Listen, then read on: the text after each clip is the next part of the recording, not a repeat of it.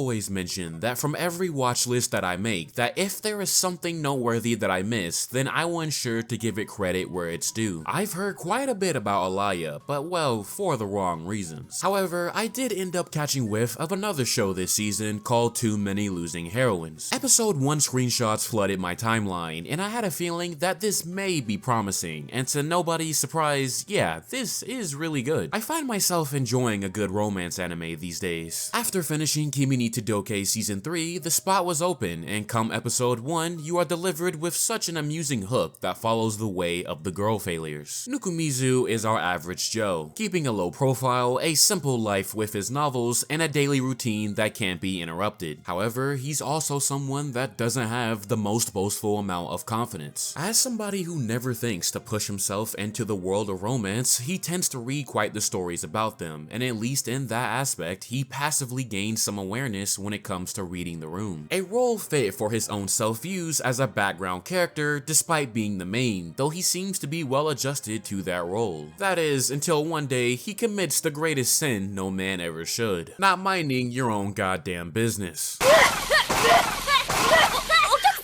Yup, and here we go.